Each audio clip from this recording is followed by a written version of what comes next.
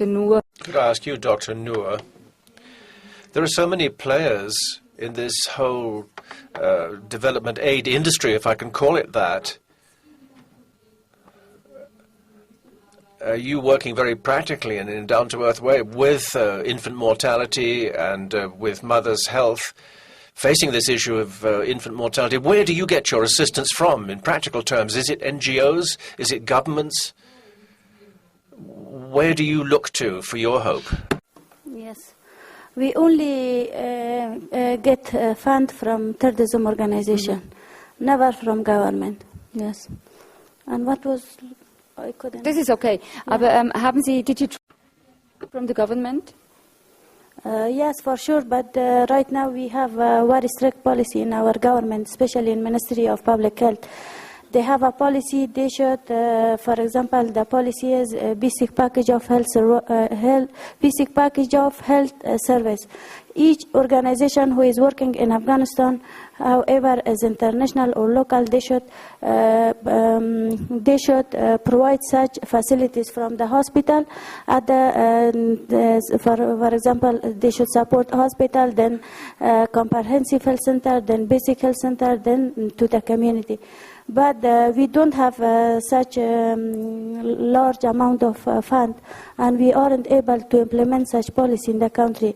Another point that I want to tell you, this policy is working for the country like you, but in Afghanistan we have cultural problem. The women don't have access to go use this CHC or this hospital because they don't allow by their husband, or they don't have economic problem. They don't have economic facilities. For example, even they don't have money to pay for transportation or to receive such medical follow-up from the CHC or from the hospital.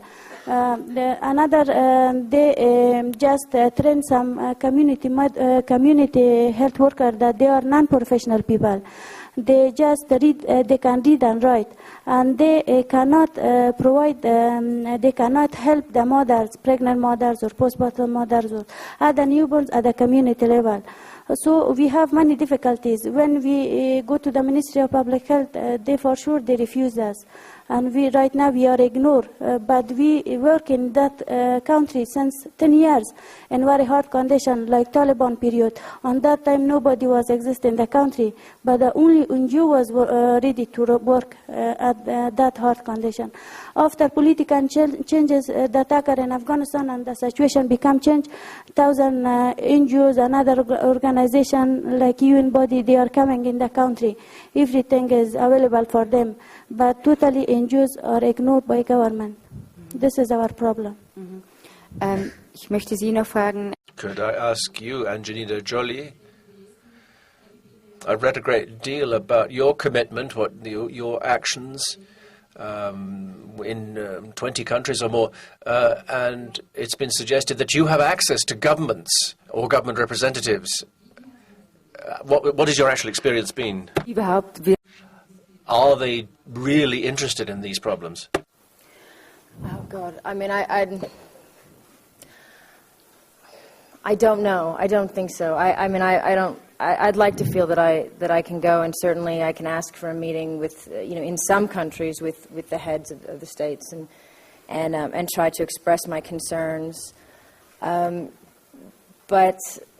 I can only fight them so much, and it's a lot of it comes back to how my government stands on that specific country and that specific. And if I say something to a government and I say to a leader in Darfur, listen, this is I'm standing in the middle of Chad saying you've got to let these people come in more, or standing in Darfur and saying this is not right. They can say that's all very nice, but tomorrow somebody who represents my same country might say something different or allow something different to happen. So, I'm certainly one voice, and I try to be as effective as possible. But I think,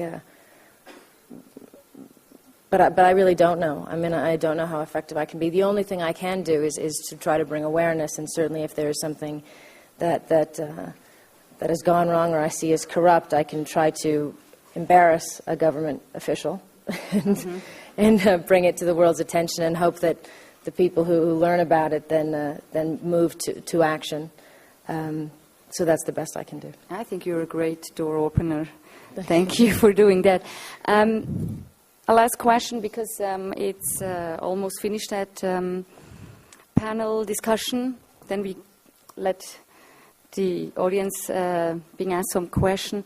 Just very briefly and short, at the end, the last words. What do you want to make clear before you leave this panel, Kenneth Roth? All right. Well, let me say, I do get a chance to meet with government officials around the world. And the one thing we have to remember that violating human rights is often very convenient for governments. It's a way to, get rid of a dissident group. It's a way to silence a nettlesome ethnic group. And we need to change the balance. We need to sort of increase the cost of human rights abuse in order to diminish the advantages that governments see. I mean, Angelina was just talking about Darfur, so maybe I should pick up there. I visited Darfur, and then I went to Khartoum, the capital of Sudan, and met with government officials. And they have their reasons for doing ethnic cleansing in Darfur. It's their way of getting rid of a rebel group that had started there. So it's to their political advantage. And the one thing that I noticed they really cared about, they suddenly perked up, is when I started talking about the International Criminal Court. And it suddenly became clear to me that the way to get these guys is to prosecute them. And so at that point, Human Rights Watch started a campaign to get Darfur sent to the International Criminal Court, which has now happened, and the court is investigating these cases. But this is an example where you can really change the balance, because these leaders, like to be in charge politically, but they also like their freedom. And the last thing they want is to end themselves up in jail. So you can always find something to change the balance to make it more convenient to respect human rights. Thank you, Kenneth Roth. Catherine Marshall. I think we need not only everyone on this panel, but everyone in this room to keep a practical and passionate focus on the issues behind poverty and the move towards the kind of world that we want to see, a world with social justice, which includes rights. And you need, in today's world, the kind of coalition that you see here. You need the genius of Angelina Jolie to help in communication. You need the international organizations as well as the national, but you also need the power of analysis and the power of persuasion. We need data. We need, vitally, the people like Terre des Hommes who are working on the ground. We need the media. And we need, I heard Gordon Brown just say to Bono, "You're my mentor and my tormentor."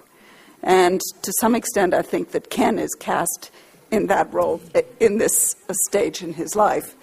But we need, if we're going to succeed in doing what we know is possible and what we feel is our duty, and it is our responsibility of our generation, I think we need to find ways to work together so that we hear the messages that come from each of us and that we find ways to argue but also to collaborate.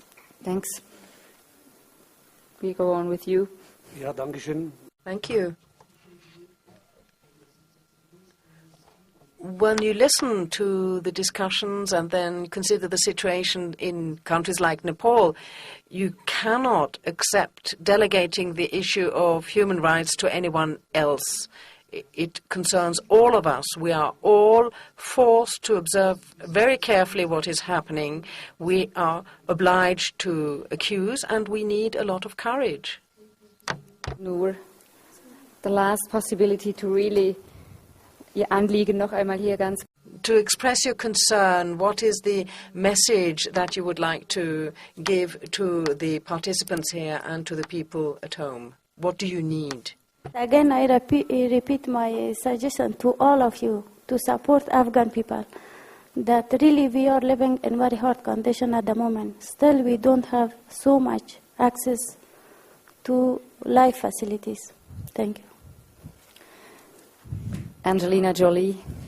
Well, God, I just think, if I can ask anything, I think it is for everybody in this room, including myself and all of us, to stay focused on this issue, to follow up on Darfur, to watch what's happening.